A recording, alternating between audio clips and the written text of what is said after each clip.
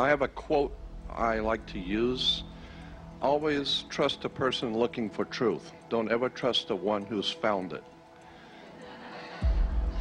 Because the universe, as one astronomer said, the universe is far stranger, is not only stranger than you can imagine, it's stranger than you can imagine. And I have always been a critic of government, world government, commerce, banking, etc. But I'm also wise enough to know that there are implications and powers that are operating around the world in which the leaders of the country, no matter who they might be, are responding to certain stimuli and certain powers that are, and things going on behind the scenes.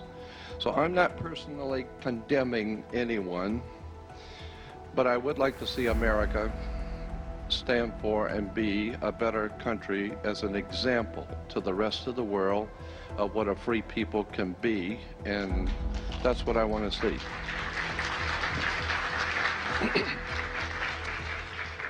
And the Bible actually says where there is no justice, there is no peace. And this is why we have wars and bloodshed throughout the world, because the world is filled with lies, deception, and injustice.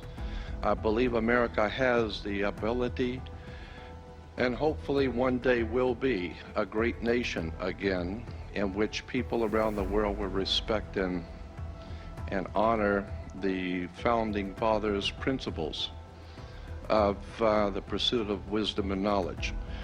Now, there is a symbol that many people are aware of on the back of the $1 bill. A lot of people have talked about it.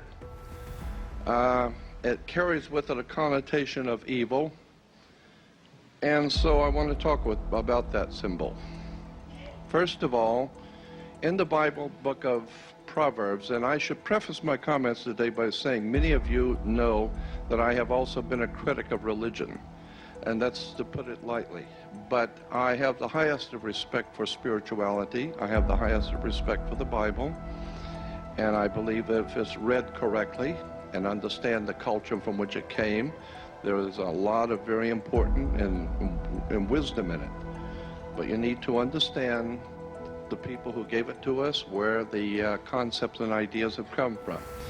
But in the book of Proverbs it says, "It is the glory of God to conceal a thing, but the honor of kings is to search out a matter."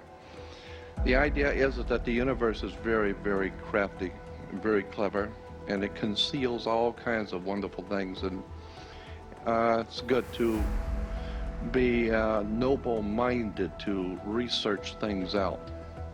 The symbol on the back of the dollar bill. First of all, we're not going to deal with the Latin words, novus ordo seclorum. I don't want to deal with that. Basically, I will say that novus ordo seclorum, and at the top of the pyramid you will see annuit coeptus, is, and of course, in Latin.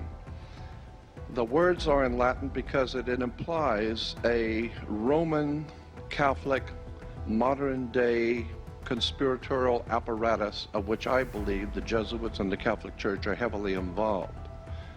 Now, having said that, if there's anything evil connected to the symbol, that's it.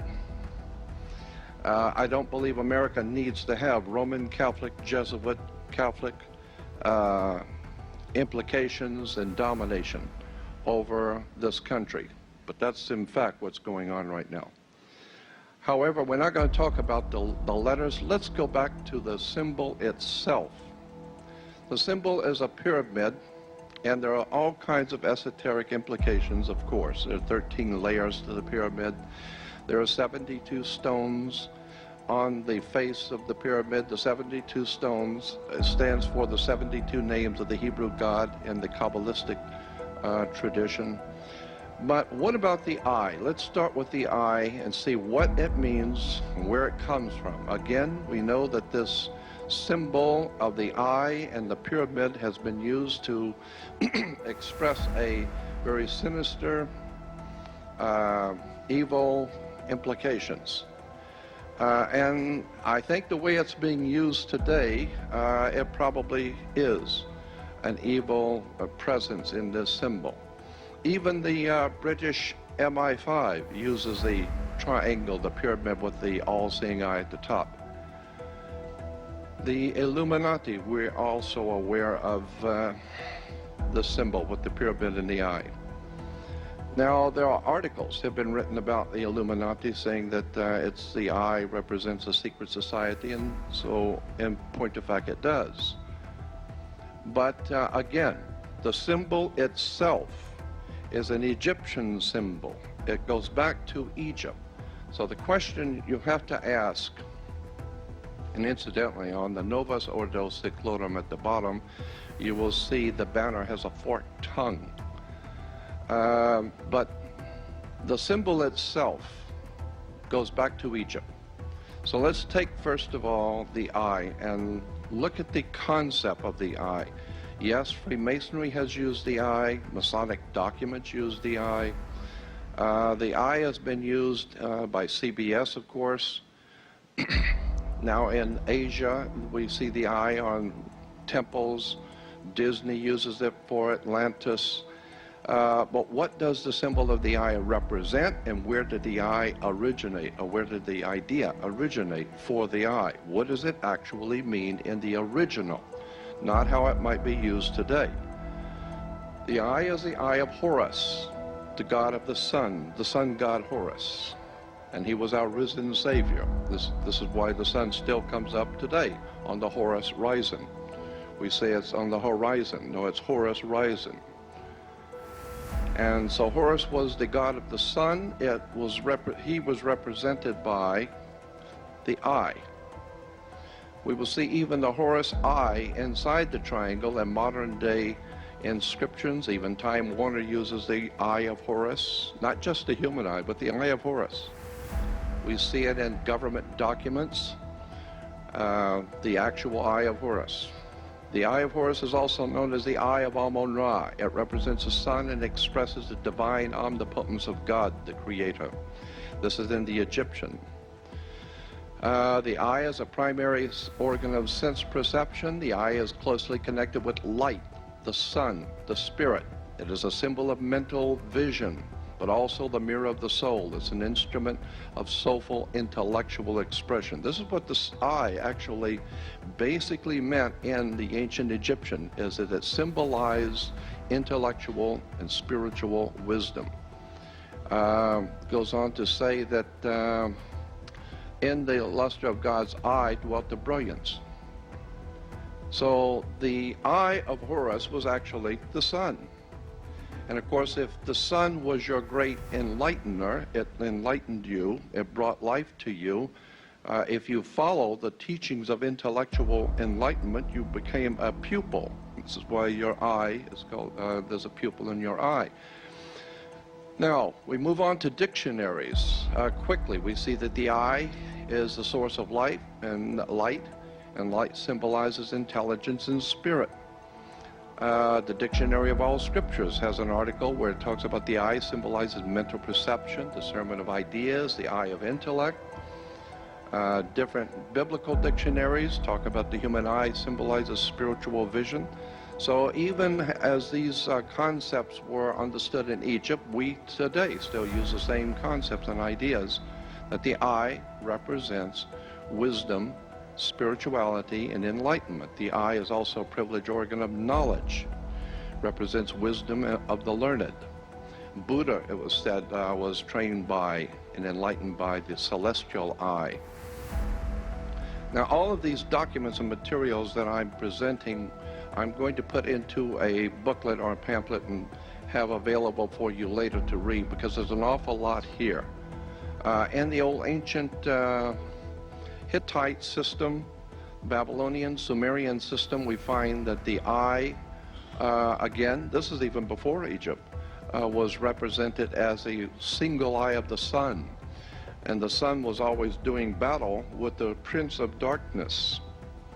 Incidentally, Horus, as I said, was the sun in its rising. And consequently, one of the religious institutions in Egypt said that Horus walked across the sky in 12 steps. That's why alcoholics have a 12-step program. That's why you go to 12th grade in school, because you have a 12-step program to enlightenment. And consequently, the sun brought light into the world. Horus brought light into the world with 12 steps. And consequently, in light, coming into the world in 12 steps, 12 Horuses. Today, we take the word Horus, H-O-R-U-S, and turn it around and make it H-O-U-R-S, 12 hours. It's 12 Horuses. Horus walked across the sky. That's Luke Skywalker, because in Latin, the sun is called Lucius, or Luke. Luke Skywalker does battle with Darth Vader, the Prince of Darkness. The same concept is here in the old Sumerian. The sun is doing battle with the Prince of Darkness. Behold, the eye of the Lord, the book of Psalms says, is upon them that fear him. The eye of the Lord. It's a symbolic concept that God, or the divine principle of wisdom in the universe, is watching us. And I believe that is an absolute fact, that we are being observed and watched from out there and by a higher source. Judaism has used the eye. Judaism uses the eye rather frequently, more than you would suspect. In the synagogue, as you can see, in the stained glass windows, in advertisements to go to Israel, you'll see the eye. In the prayer shawl of the rabbis, you'll see the eye. It's here's the 10 Commandments in, I think it was Tennessee.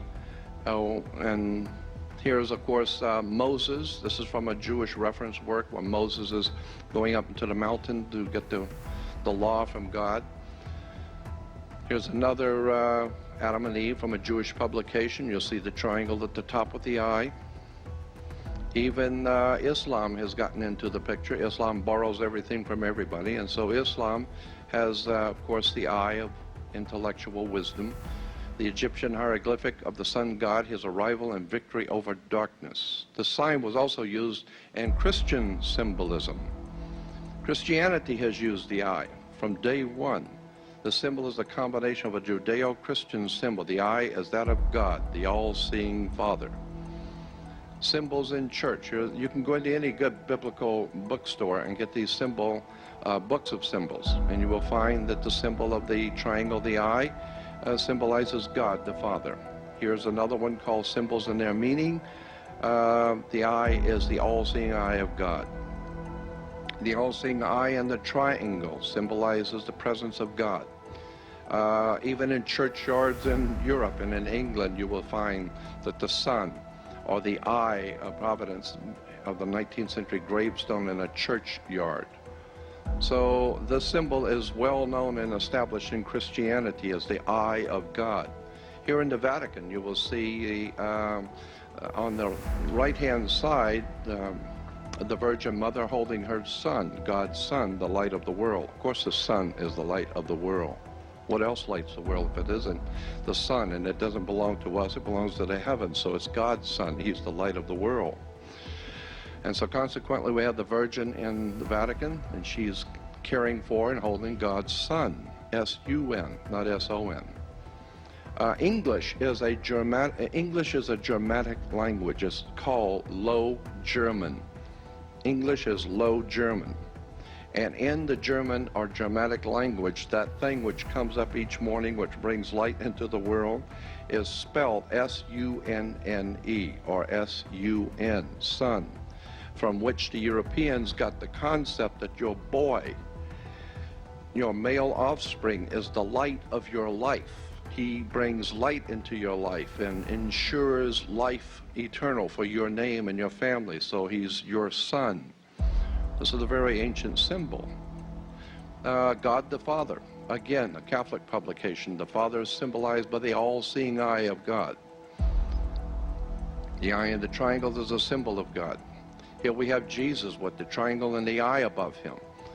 The eye and the triangle, or the eye of God, we find in Christianity all over the world. The eye is a symbol of the Trinity.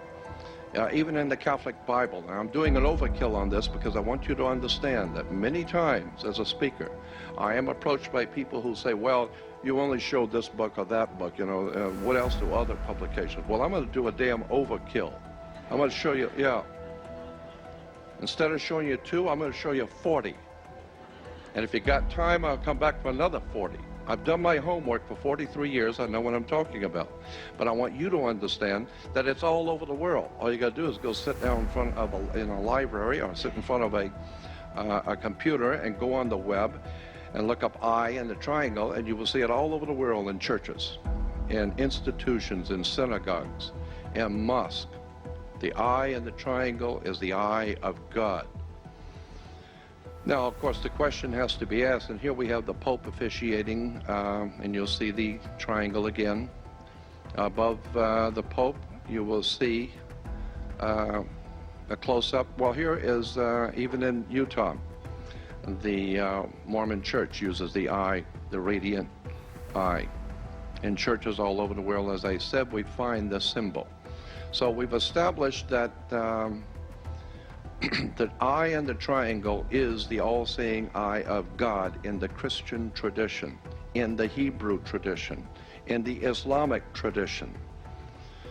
The eye of God represents spiritual and intellectual achievement in your mind. If you enjoyed this video, make sure to check out the next one right here on this channel. Thank you for watching.